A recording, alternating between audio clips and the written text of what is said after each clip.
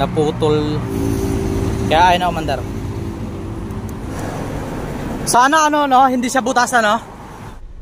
Inumaga na tayo dito. Oh, mga kaibigan, update lang. Ang oras is alas 5 na ng hapon. Mag alas 6 na. Di pa rin ako nakapasok. Andito pa rin ako sa labas. A few moments later. What's up guys? Andito na naman tayo no? Muling nagbabalik. Ngayon is June 13. Ngayon babiyahe tayo. Pipick up tayo ng diesel sa Subic. At yung truck natin na gagamitin yan Isuzu. Ano siya, 20k lang yan. Bagong ano lang pala yan no? Bagong turnover pa lang sa akin. Ayan. Ayan na mga kaibigan, sisibat na tayo. Ayan pala yung ano dito, Pantay. Let's go. Ito na mga kaibigan, nandito na tayo sa kalsada. Pero San Fernando pa rin to. Malayo pa yung ano, pupuntahan. Halos kakalabas ko lang ng garahe. Lang tayo sa ano, intersection. Ito yung intersection, papasok ko ng Kalulot na ano, na pinaka matagal. Tagal ng ano dyan, interval. Yung kukunin pala natin mamaya parang hindi na ata diesel, gasolina ata. Nagbago yung ano ni dispatcher. Mamaya malalaman natin kung ano yung kakarga natin doon, diesel ba o gasolina. Kung dating doon, matawag ko sa opisina. Sana nag-inlex si text ako. Crowded yung kalsada. Ayan o. Ano kasi ngayon alas 4 na. Ngayon, dito pa lang tayo sa Bacolor. Bacolor pa lang tayo. Ito. Vertical tayo ni Genesis. Ayan mga kaibigan, pababa na tayo ng Guagua. Ayan o.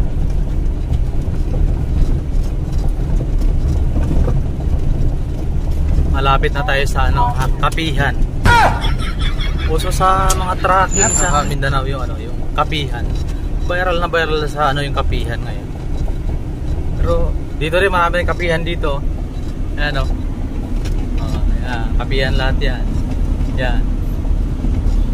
Ayan, mga kaibigan, Kapihan lahat yan. Mahilig magkapi dyan.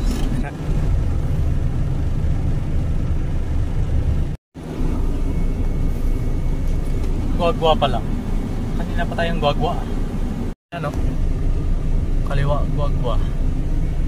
Diyan, punta dyan. Dunkin Donut. Kaliwa, Guagua. Kanan, Florida Blanca. Guagua pa rin pala talaga ito dito. Dunkin Donut. Nakakagutom ka, kaibigan.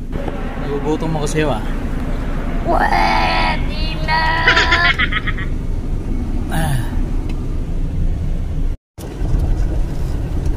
Ito, nasa Lubao na tayo, no? Nakapasok lang natin ng Lubao.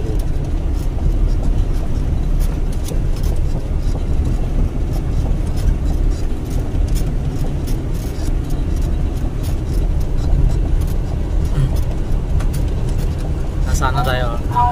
Mangkok. Nakainon. Ayun, MC. Ayan. Medyo kilala rin. Ayan. Matatraffic na to sila. Yan. Kasi may trailer na tanker din na nasiraan. Nasa sa gitna. Yung sa gitna ng kasalubong na linya. Kaya matatraffic na to dito mamaya. Sigurado. Alas 4 mag alas 5 uwian. Hirap nyan. Malapit na pala tayo sa ano, no? Bypass ng Lubao. Huwag tayong pumasok sa loob. Bawal yung malaki. Ay, dito pala naputok yung ano nila. Yung gulong dito, tanaw, kalat-kalat yung mga ano, mga tira-tira. Dito na, no, papasok na tayo sa bypass ng Lubao. Ito, bypass na yan. Hindi pumasok dyan sa loob. Dito tayo.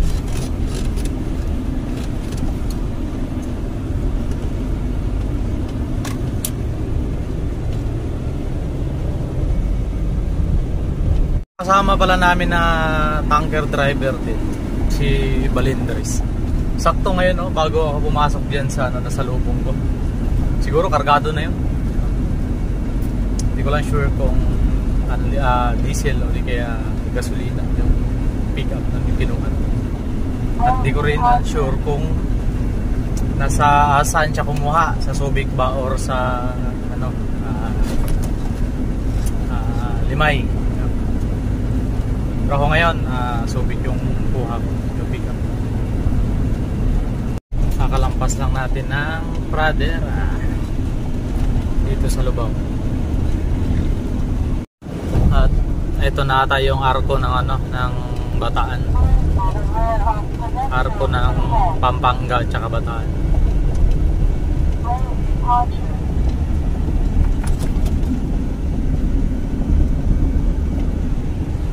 Eto.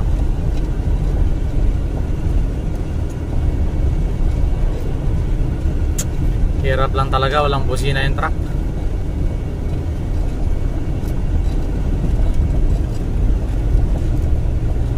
Oh, ito. Yan na yung arko.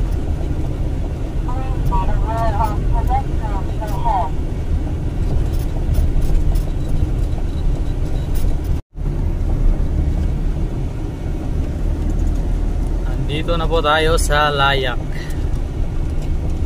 Ayan, nasa Layak na tayo.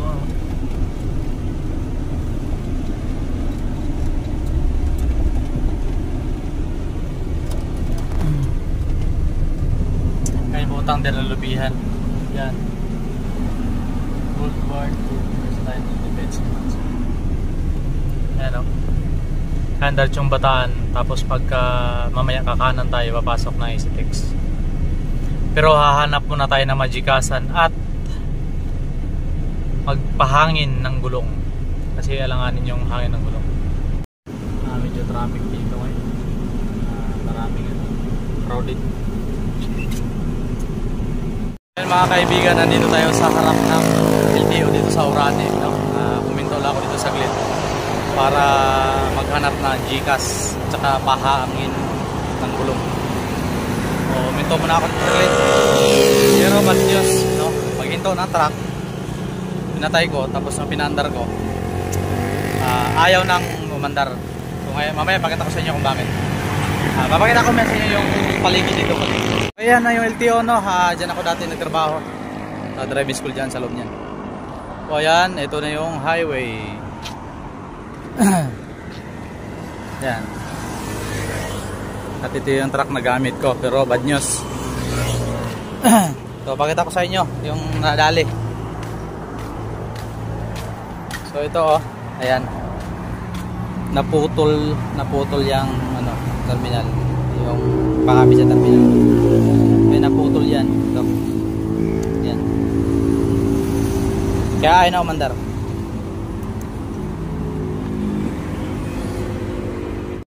Okay kaibigan, nandito na tayo sa vulcanizing para magpahangin. Ayan o.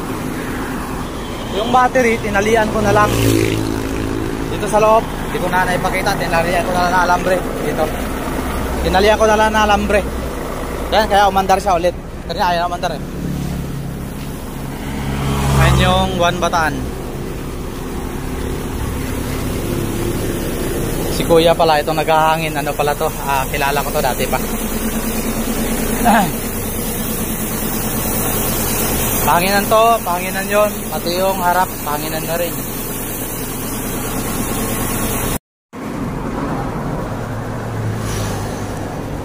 Sana hindi siya butasan, no?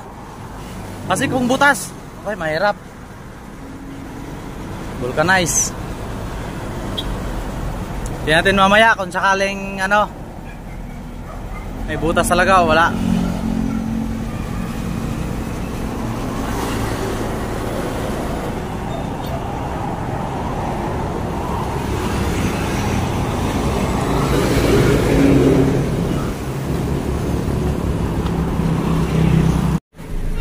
Yan mga kaibigan, gabi na. Andito pa rin ako sa vulcanizing, di pa ako makaalis. Kasi yung allowance sa biyahe, budget pera budget para sa biyahe, hindi pa hinulog. Ngayon, nagpahangin ako, 3 gulong yung walang hangin. Yan, dami ng gulong sa likod. Yung 3 pala dyan, wala na palang hangin.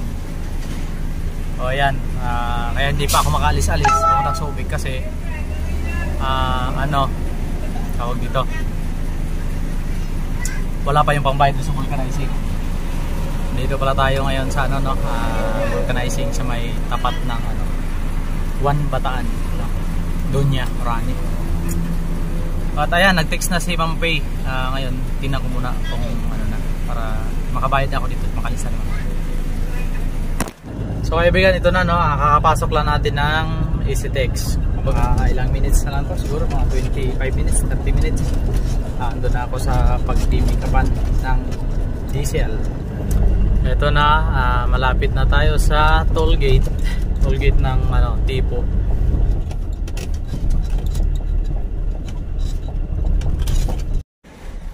Ito na mga kaibigan, nakapasok na tayo sa may parking nitong PPC, Parking pa lang to para mag-ayos ng papel para sa karga. Yung tinatawag na ETL. Tapos pa-checklist yung sasakyan, ganun. Nandito na ako. Ayun, pagkatapos ko mag-ayos ng papel, saka pala ako papasok doon mismo sa may loob, sa may kargahan mismo. Ito parking pa lang to ng mga nag-ayos ng papel. Ito nakapasok na ako. Ayan nakaparking na mga magkakarga din yan. Kaya tinalam ko kung diesel o gasolina kakarga ng mga yan. Yan. 10 hours later. Good morning guys. Ito, inumaga na tayo dito. Kasi nangyari, di ba kagabi dumating ako dito ng mga around 8. Tapos tumawag ako doon sa office, dispatcher namin. So ang sabi, ayun na daw kung umaga kakargahan. So nangyari, tulog na lang ako dito. Ayun, umaga na, alas 6 na. Magandang gawin ko nito, siguro, maligo. O ligo muna ako pagkatapos kakain. May kainan dyan sa labas. Andyan po tayo sa loob ng kaparking yan, sa loob ng gate na yan. Tapos yung kargahan dyan.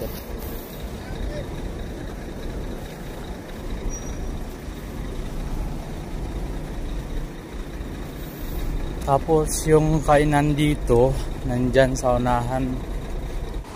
Punta tayo sa kainan mga kaibigan. At mahirap magtrabaho mamaya ng gutom. Mga nagagawin natin, kakain tayo dyan.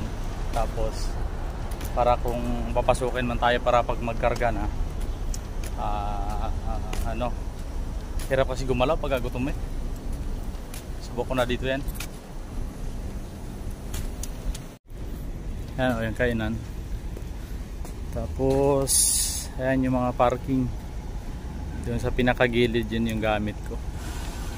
Yung katabi kong mga truck, refill.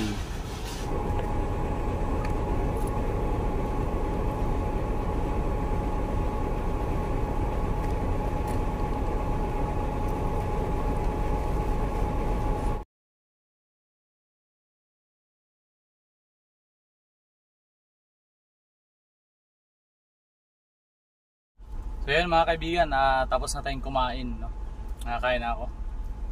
Kaya naninigurado ako dito lagi na pagka magkakarga, nakakain talaga ako sa oras ng kain kasi ang hirap gumalaw dyan sa loob. Lalo na pag gutom ka kasi mainit pa, sobrang init. Yung pawis mo walang tigil sa katulo, tapos gutom ka pa, hirap. Magagising, ligo, tapos lumabas ako para kumain. Dito sa labas may makakainan lang dyan pagka araw, pero pagdating ng gabi uuwi yung mga nagtitinda dyan. Kaya ang hirap dito pagka pumunta ka ng gabi. Pero simulang kakarga ako dito. Ngayon ako kakarga ng araw. Dati dito laging gabi. Alas 8 ng gabi, alas 9 ng gabi, alas 10, alas 11. Ganun yung karga ko dito. O himala ngayon, no? Araw. Ngayon, no, oras ba ngayon? Alas 7. No? Siguro mga saktong 8 makapagkarga na. Kita-kita natin ulit maya, no? Dun sa loob. 10 hours later. Oh, mga kaibigan, update lang. Ang oras is alas 5 na ng hapon. Mag alas 6 na. Di pa rin ako nakapasok. Andito pa rin ako sa labas. Di pa nakapasok sa loob para magkarga. Yung pwesto ko pala kagabi hanggang kaninang tanghali sa likod ng hino na yan. Lumipat lang ako dito sa pwinistuhan ko ngayon kasi sobrang init. Okay guys, gabi na. Ang oras is 8:57. Kakapasok ko lang. Diyos ko, 24 oras na ako simula nung dumating ako dito. Ngayon lang ako nakapasok dito sa kargahan. Kaya ang problema, nakapila pa ako. Mayroon pang isang truck sa harap ko bago ako. Tagal. Kaya daw ako hindi pinapapasok kaagad kagabi kasi andyan na yung barko. Nagdidiskarga daw ng gasolina. Ang tanong, nung umaga na, ba't di ako pinapapasok?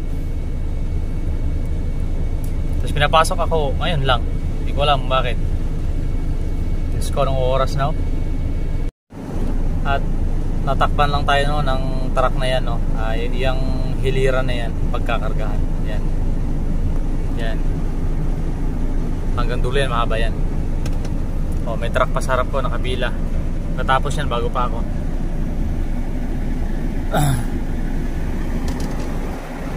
Kaya mga truck na yan, ano din yan. Ito na yung dagat oh. Yung barko na nagdiskarga ng gasolina, wala na dyan oh. Yan sa may dulo ng mga ilaw na yan. Yan, dyan. Dyan yun nagdiskarga pag nandyan yung barko. So ngayon, wala na.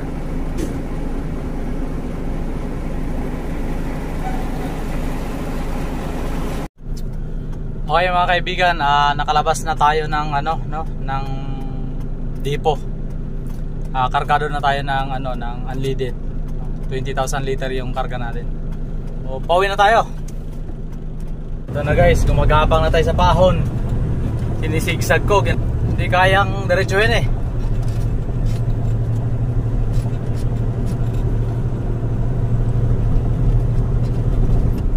Sinisigsag ko kasi dati dito sa portion na to, dito ako naputokan ng hose sa hangin. Kaya niresyo ko nung nakaraan dito. Kaya ngayon sinisigsag-sigsag ko para hindi gaano yung gawawa yung truck. Yung anong persado. Ito konti na lang, ako na ako. Lalampas na ako sa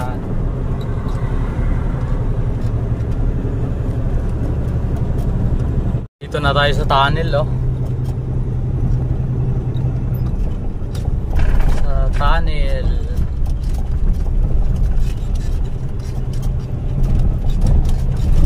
Gustuhin ko magbusina pero walang busina to, sira. Aray, tabi-tabi po.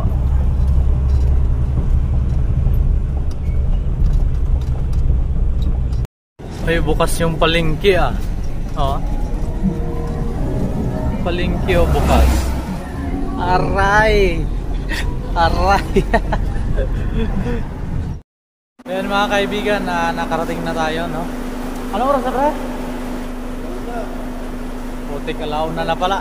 Kala ko bata pa yung oras. Ayop na yan. Tsaka hindi kasi ako kanina, nakahataw-hataw ng takbo. Kahit sagad-sagad rin ko sana ang takbo, mga 60 plus 70 lang. Sobrang bigat siguro ng karta. Kaya nai-parking na pala natin kagad pinasok. Ito.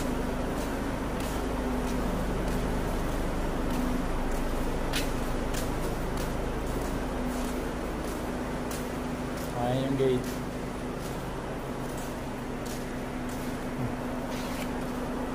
Nataas na natin dyan kagad para dahil tulog na.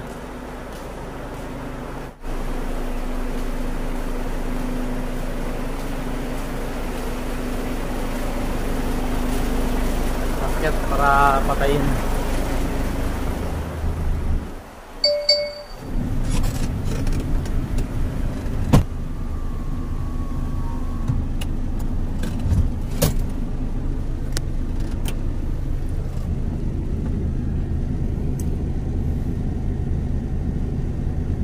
Matagal-tagal kong tinakbo guys, no?